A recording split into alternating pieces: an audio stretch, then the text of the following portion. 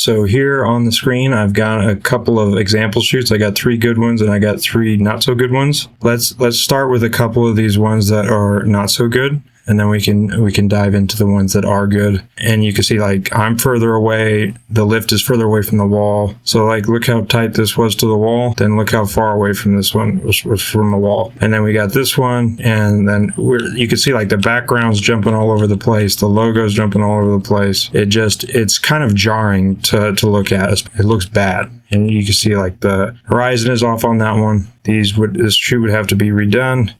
It's not pleasing to look at anymore. You guys should know right away what's wrong with these last 2 shoots here. It should jump right out at you, and these are all taken in portrait. If you're the one who took these pictures, I'm not dogging you. We're just doing some critiques, and just so everybody can improve. So don't take it personally. So these are all taken vertically, which we don't do ever. There's never a reason to take a portrait shot. And you can see, like, the person who took these really was just kind of like winging it. Like, they're very far away from the lift. Even though they're taking these on a phone, they were just way too far away. And they were kind of jumping around with angles. Like, clearly the light's different between this one to this one. I mean, just look at the difference in the color of the backdrop. So maybe there was a door open that was letting in some light, and then we got these low angle ones, which we only do that low angle for 1 shot, as you guys saw just a minute ago. And then we're back to waist height. And then, yeah, so just kind of all over the place. And now this is where the biggest problem is. We're moving the camera here instead of driving the lift. There's very few lifts that necessitate moving the camera to an angle like this. And examples for that would be like outdoor shoots of like telehandlers, really large, like 30K units, stuff like that, where you have a minimal amount of room in a very large lift, and then it's okay to move the camera to an off axis to get these particular angles. Whoopsie.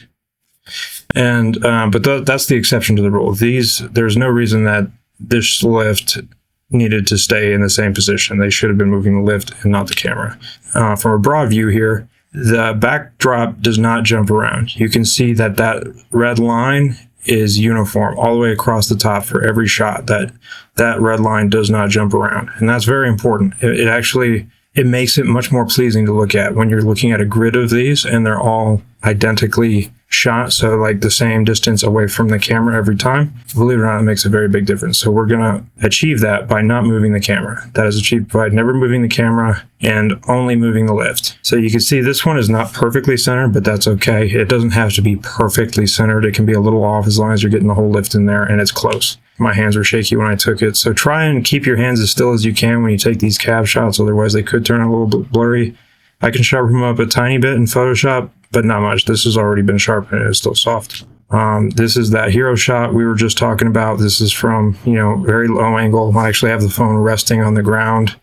When you do these ultra wide angles, you're going to have to get very, very close to the lift. Even just 5 feet away, the lift is going to look tiny. An example, you can clearly read the data tag, very legible. That's what we're going for. I know some of these data tags are really worn, and I know sometimes the lighting isn't right, but sometimes you got to bring your hand over and make some shadow, or maybe you got to get your phone out and use the flashlight to get some light on it. Do whatever you have to do to get a legible shot of the data tag. Even for these bigger lifts, this is a 15 or a 22K, the same principle stands. You don't need to move the camera. If you set it far enough away, like I said, depending on the size of the lift, it's going to dictate what distance your tripod is away from the lift. The bigger the lift, the further away you're going to need to be, because you're going to be punched into that 2X.